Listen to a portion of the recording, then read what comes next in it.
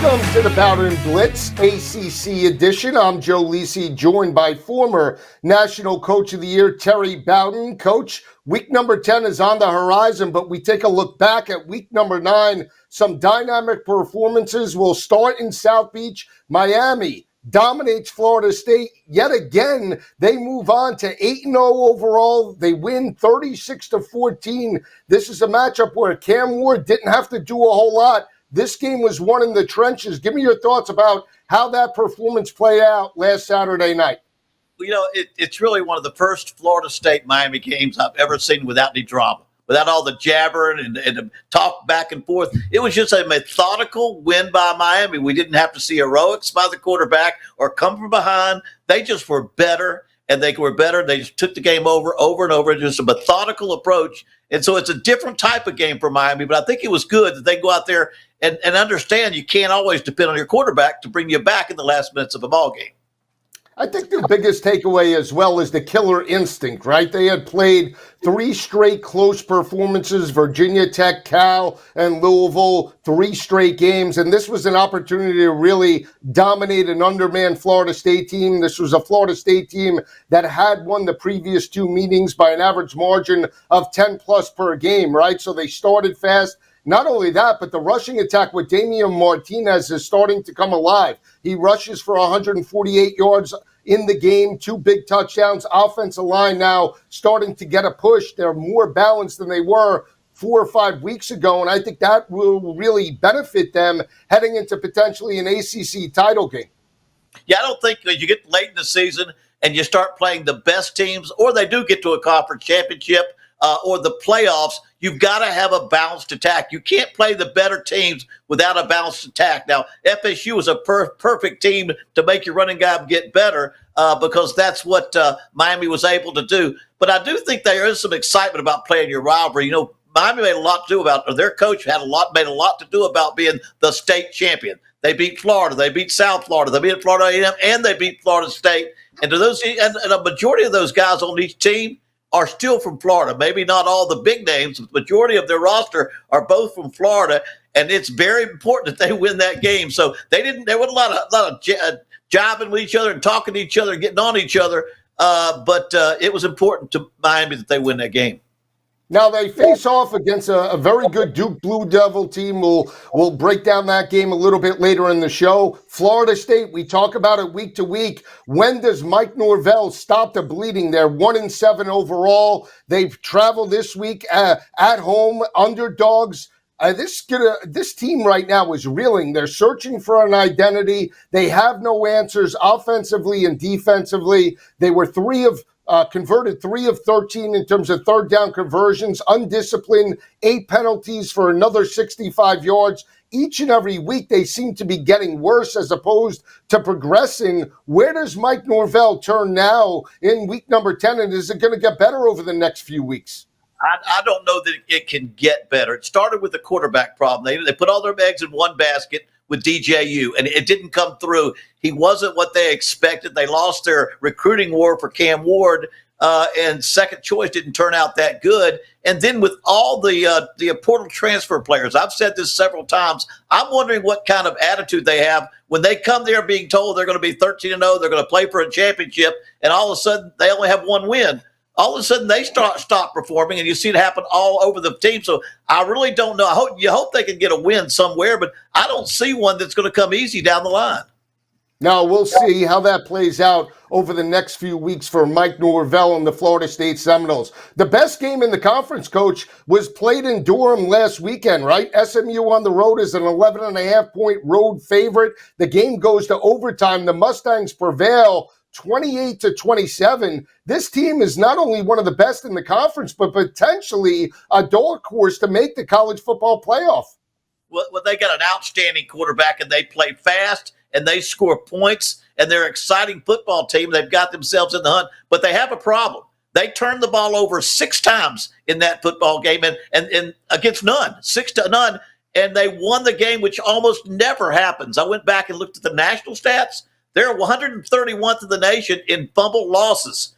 Incidentally, Duke is number 1 in recoveries, but it makes you think they've got to have ball security because that's not just one game. They fumbled the ball 6 times in that game, only lost 3 of them, but they're a great football team, but they've got to get back to practice and work on ball security because now every team they play against in the future is going to be strip that ball out, and that's what's going to happen. So great team. They've got some coaching to do to make sure they don't carry that ball so loosely.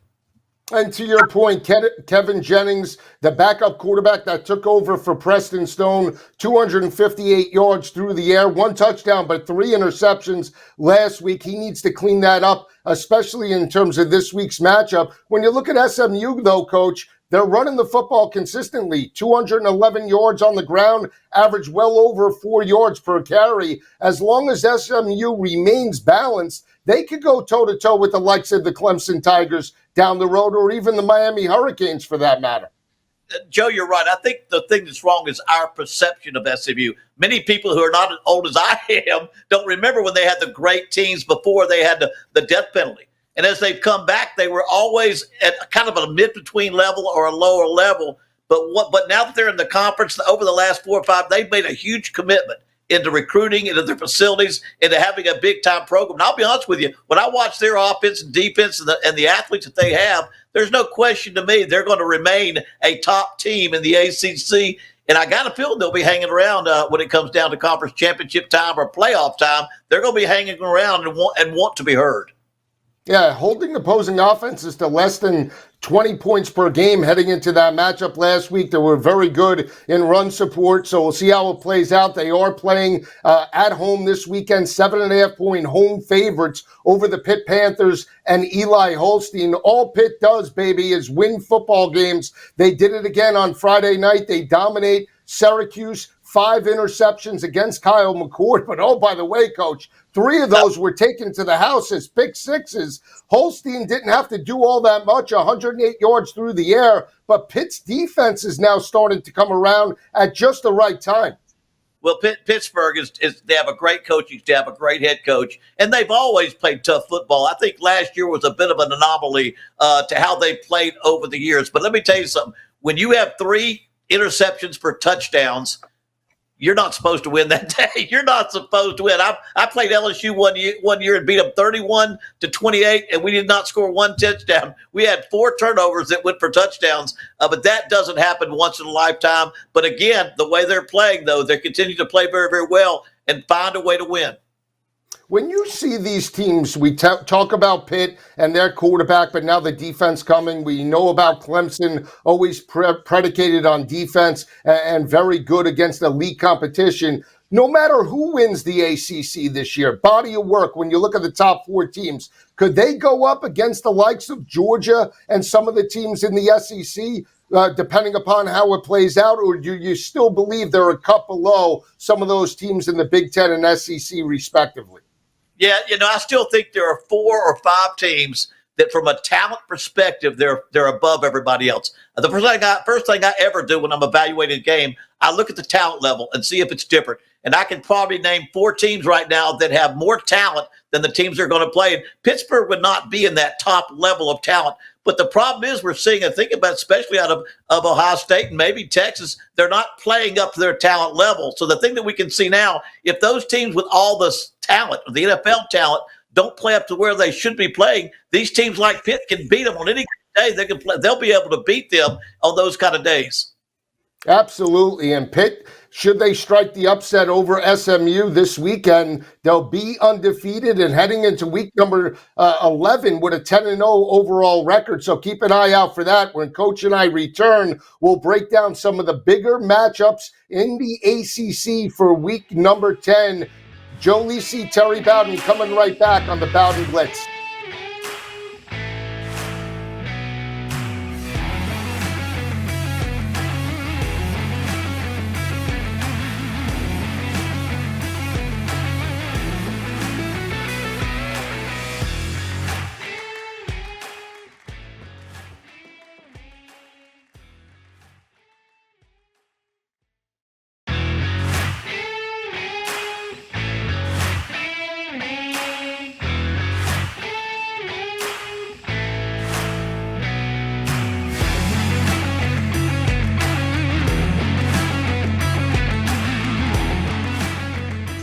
back on the Bowden Blitz ACC edition. Joe Lisi and Terry Bowden breaking down week number 10 in the conference. Huge battle taking place in South Beach. Miami, fresh off the dominating home win over Florida State, now opens as a 21.5-point home favorite over the Duke Blue Devils and Manny Diaz. Duke right now sitting at 6-2. Their quarterback, Malik Murphy, did have a dynamic performance against SMU. Couldn't pull it out. Over 200 yards passing, 3 touchdowns, no interceptions. The last time these teams played back in 2022, Duke did get the 20-plus victory over the Hurricanes. Coach, how do you see this game playing out? No, I'm excited to see it. I mean, Miami's got the best talent, and it'll be hard for them to lose this game. But Manny Diaz, you know, he has a couple of things. One, he's from Miami, and this is a huge game for the former Miami coach. But he's going to pressure. He's going to come after that quarterback. He loves to penetrate and pressure quarterbacks. And I believe, and he goes back to when his first coaching job was with my dad at Florida State, and he learned that penetration defense. I can see them going after Cam, making something happen, probably play a little a zone blitz where they play deep behind a blitz. Because when you blitz, the blitz takes up the run and also pressures the quarterback. But when you're playing deep, you give up those short throws. But I believe they're going to come after him because that's not the only way Manny Diaz knows how to play. Yeah, absolutely, Coach. This is the matchup for me. I'll get your take on it. You know, you look at Duke right now, giving up 160 rushing yards per game. We talked about it in opening segment. They allowed well over 200 to SMU, right? So if you're Miami and Damian Martinez and their backup running back Fletcher, you got to be licking your chops saying, we have to run the football on this front seven. But the other matchup for me is obviously Cam Ward going up against that secondary. They're only giving up 166 passing yards per game. They're holding opposing quarterbacks to 57% completion percentage. They might force Cam Ward to dink and dunk down the field, short to intermediate throws, to be patient. How do you see that matchup playing out from the Duke's perspective? You're reading my mind. That's exactly what I think they're going to do. They're going to come after Cam Ward. They're going to make sure and then play a zone behind it and make him dink and dunk and see if he's patient enough to do it. And then they can get to him and maybe get him flustered a little bit. But I don't think they want to. You can't sit back and let Cam Ward have all day because you know what? He'll take all day. He'll sit there as long as he has to till somebody comes open. So I think you're going to see that. And the thing about a blitz, if a blitz is done correctly, it blitzes into the run and it goes after the quarterback. So you're really trying to take care of both things at one time. A blitz, especially a zone blitz, where you're blitzing through the runs to the quarterback. You're kind of making sure you don't give up one to get the other. Yeah, and I think if this game does get into a shootout, you know, in the high 50s, 60s, that would benefit Cam Ward in that offense. They're averaging well over 300 passing yards per game, pounding the rock now for about 194 yards per game. Damian Martinez coming on. They have fresh legs in the ball game at all times, and the offensive line shows continuity. They're coming into form at the end of the regular season, and that's what you want to see. But, you know, Malik Murphy and Duke's offense, they're more methodical, but they do put up points. Malik Murphy does have 17 touchdowns this year, only 5 interceptions. You look at Duke last year, Coach, they only had 14 touchdown passes. As a team, Malik Murphy through week number 9 has already eclipsed that. He's been a great addition to that offense this season. Well, I think he's the reason Duke is what they are. They're a much better football team. And as far as the mid-conference level team goes, they're having an outstanding season. But I say this again, there's a different level at the top. If you get to Clemson or Miami, or if Miami and Clemson think they're where Georgia is and Oregon is, Miami has got to come out there and win this game without having to worry too much if they're moving toward the level of play that they're going to need to win an SEC championship or have a chance to compete for the national championship. As good as Duke plays, Miami has got to take control of this game as they get better and better late in the season.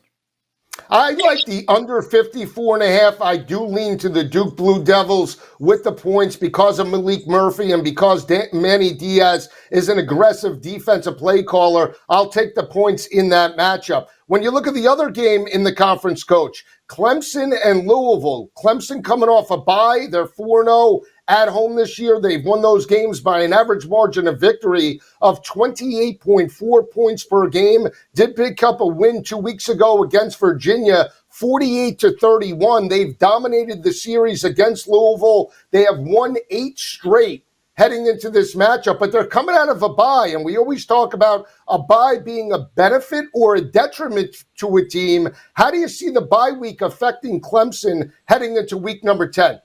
Well, I think they need it this late in the season. You need that bye week to get well. And Louisville may be the best team they play for the rest of the season. They don't line up against Miami. So this is probably the team they've got to beat to get through. And Louisville is a lot better than their record. They have lost 3 games, football games that, man, they could have won very easily against really good football teams. But again, I really consider that Clemson really, once they lost, I think of Georgia and I think of Clemson. Georgia lost that Alabama game. From that point forward, they've been getting better and better.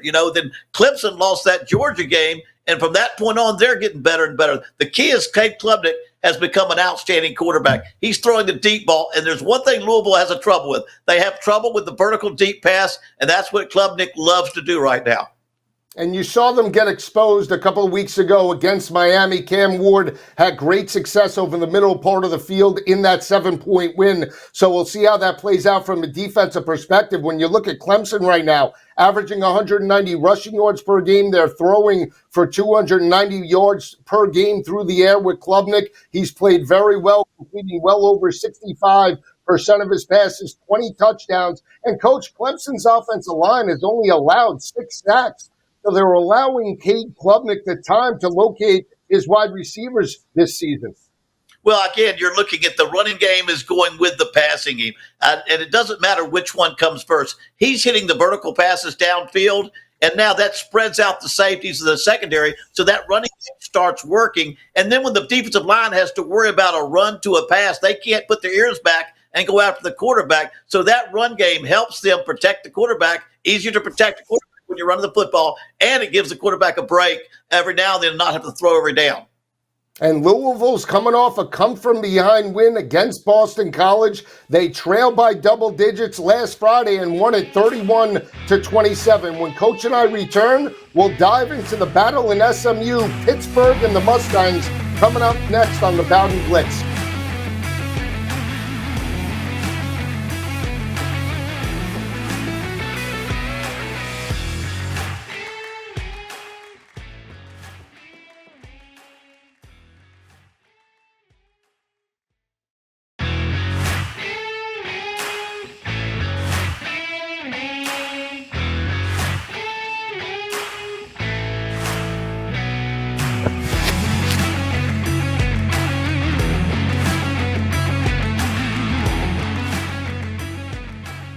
Back on the Bowden Blitz, Joe Lisi and Terry Bowden breaking down week number 10, in the ACC. We left off talking about the battle in Death Valley, Clemson and Louisville. Clemson opens as a 10.5-point home favorite. Coach, they've only lost 3 games dating back to 2015 straight up at home. They've been a dominant home team this year and in years past. I don't know if Louisville wins this game, but I do feel they're within the 10.5-point number, and I do feel that the game trends under the 63.5-point total. Well, I having been an analyst back there, 2019, 2020, I was on that sideline for 2 years. We went 22-1 during that time.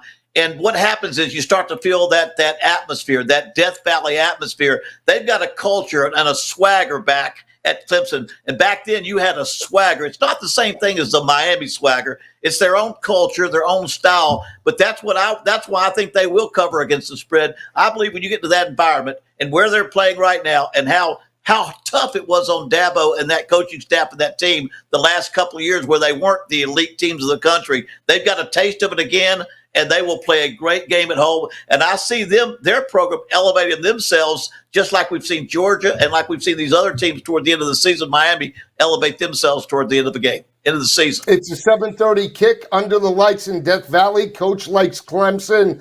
I like the Louisville Cardinals. We'll see how that game plays out. The biggest game potentially in the conference is in SMU. SMU at home, coming off the 1-point home road victory over Duke, 28-27, opens as a 7.5 point home favorite over Eli Holstein and the Pitt Panthers. Like I mentioned, blue-collar football, they're doing it on the defensive side of the ball. Seems like a huge number, especially with Kevin Jennings, the SMU quarterback, a little bit banged up. Holstein is as well. But give me the Pitt Panthers with the points. I think they're in this game from start to finish, Coach. I got you, and I'm taking the Panthers with the points. Every now and then you see a team that just finds a way to win. They've got that chemistry. They play games tough. They just find a way to pull it out. That's the way I see Pittsburgh this year. They've been so good at winning close ball games and not getting themselves behind. I love the way they play. I think they'll play a great ball game, but I do think with the points that they're getting, I got to go with Pittsburgh. Yeah, and you look at SMU right now, very balanced offense, averaging 201 rushing yards per game. They're throwing for 242 yards per game through the air with Jennings and those elite wide receivers converting, Coach, 46% on third down conversions, right? As an offense, when you're converting almost 5 of every 10 attempts, you're sustaining drives and keeping opposing offenses on the sidelines. The biggest strength, though, for me is the front seven. They're giving up 88 rushing yards per game, and more importantly, in the secondary, holding opposing quarterbacks to only 53% completion percentage. They have that type of effort against Holstein in Pittsburgh. Could be a long day for the Panthers. Well, again, it's going to be a low-scoring game, I feel. I feel like the Panthers know how to play defense, and they'll do a good job. As fast as SMU plays, I think Pitt will be prepared for it. And another thing, I think one thing that happens, when you put the ball on the ground, fumble 6 times in the previous game, you lost 3 of them, but you put it on the ground 6 times, you're going to see Pittsburgh stripping that ball, pulling that ball out every time, because that's been a problem for SCU. We haven't noticed it, because they've won their ball games. But if you go back and look at every single ball game, they've got 10 fumbles for the year. They're 131 out of 133 in teams. But again, I just think Pittsburgh's going to hang around. There's going to be a turnover or something, and they're going to win the game against this SMU football team. Yeah, Pittsburgh has been very opportunistic in recent weeks. They're averaging 160 rushing yards per game, throwing for 282 yards with Holstein and that high-powered offense, averaging well over 26 points per game heading into this matchup. So we'll see how it plays out. And Pittsburgh as well, very good on the defensive side of the ball, holding opposing offenses to only 2.7 yards per carry. They're holding opposing quarterbacks to only 57% completion percentage. So lower scoring game. We'll see how this plays out. You always want to take the points. What's the biggest factor, Coach, when you do coach on the road? What is the biggest attribute as an offense that you want to do? Is it running the football or sustaining drives, time of possession? But sustaining drives, so keep the crowd out of it. Make sure you stay on the field and you run your offense, and you have a good preparation plan going into the game. That's very, very important as you go into a game like this. Again, being at home with SMU, it's going to be a factor for them. But again, Pittsburgh, I think, plays pretty good on the road. We'll see you next week on the Bowden Blitz. For Coach Terry Bowden, I'm Joe Lisi. Enjoy the games. We'll see you next week.